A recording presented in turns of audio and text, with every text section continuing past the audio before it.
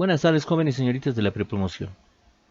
Como habíamos quedado esta mañana, este es el video tutorial que les ayudará a resolver la práctica que se les envía en unos minutos más. Vamos a analizar ahora el ángulo entre dos rectas. Antes de ello, vamos a analizar dos conceptos importantes. Uno de ellos es el ángulo llano. Una recta, como ustedes pueden ver aquí, una recta, en estos dos ejemplos, contiene siempre un ángulo llano, vale decir un ángulo de 180 grados. Aquí tenemos un ejemplo de una recta horizontal que está conteniendo un ángulo de 180 grados. Aquí tenemos el ejemplo de una recta vertical que contiene un ángulo de 180 grados. Y aquí el ejemplo de una recta oblicua. Además, vamos a analizar los ángulos que se forman cuando dos rectas se cortan. Aquí tenemos la recta 1 que está cortada por la recta 2. Como ustedes pueden ver, se han formado cuatro ángulos. Los ángulos que están opuestos a los vértices son iguales. O se dice que dos ángulos que quedan a los extremos del vértice cuando dos rectas quedan cortadas se llaman ángulos opuestos por el vértice. Y aquí nos dice que los ángulos opuestos por el vértice son iguales. Entonces, al cortar la recta 2 con la recta 1 se formarían cuatro ángulos, de los cuales el ángulo alfa, como ven aquí, y el ángulo gamma serían opuestos por el vértice. De la misma forma, el ángulo beta y el ángulo tita serían ángulos opuestos por el vértice. Por lo tanto, podemos decir que el ángulo tita es igual al ángulo beta. ¿Por qué? Porque el ángulo tita es opuesto al vértice del ángulo beta.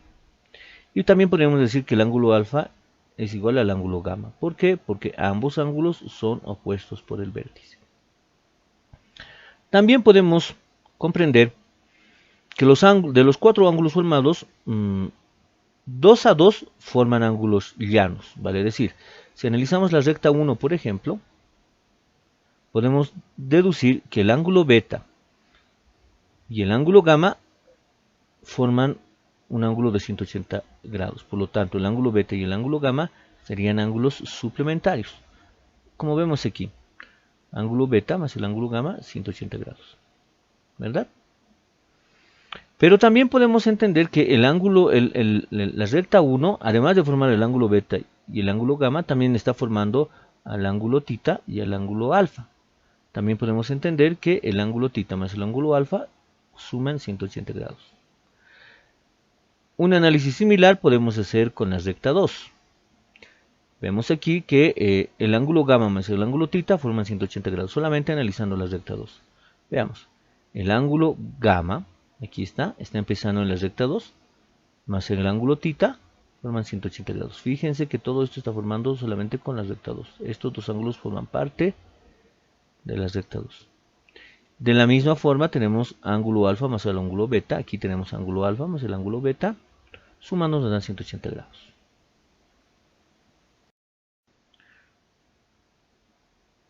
Una vez comprendidos esos dos conceptos, el de el ángulo llano y el hecho de que dos ángulos opuestos por el vértice son iguales, pasemos a un ejemplo. Aquí podemos ver que dos rectas se están cortando y nos dan las coordenadas de ambas rectas. Las coordenadas de la recta 1 sería 6,3 y 8,8. Dos puntos que pasan por esta recta. Lo mismo pasa con la recta 2. Nos dan dos puntos por donde pasa esta recta. El punto C, que tiene como coordenadas 10,2, y el punto D, que tiene como coordenadas 5,7. Acá nos piden hallar el ángulo beta, comprendido entre las rectas L1 y L2. Como ustedes pueden ver, estoy tomando el ángulo beta siempre en sentido positivo, o sea, en sentido contrario de las agujas del reloj, en sentido antihorario. En el siguiente gráfico podemos ver que hemos extendido un poco más las rectas, la recta 1 y la recta 2, y como ustedes pueden ver, el ángulo que forma la recta 2 le vamos a llamar gamma, y el ángulo que forma la recta 1 con el eje de las X le vamos a llamar tita. Si cortamos por el punto de intersección con otra recta paralela al eje X, le vamos a llamar recta 3 o L3. podemos observar que el ángulo gamma se repite acá. Este sería el ángulo gamma. Y el ángulo θ se repite acá. ¿Por qué? Porque esta recta y esta recta son rectas paralelas y están siendo cortadas por esta recta. Por lo tanto, el ángulo θ sería este mismo ángulo.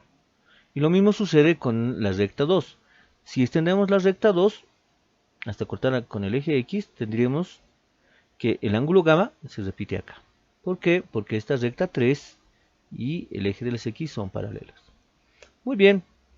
Entonces, para hallar el ángulo beta, como vemos aquí, para hallar el ángulo beta, lo único que hacemos es quitar o restar al valor o a la medida del ángulo gamma, que es esto, la medida del ángulo θ. Entonces, para hallar el ángulo beta sería ángulo gamma menos el ángulo θ. Ese sería un análisis lógico, porque vemos, para saber cuánto vale o cuál es la medida del ángulo beta, lo único que hacemos es restar a la medida del ángulo gamma la medida del ángulo θ. Y así tendríamos el ángulo que están formando estas dos rectas.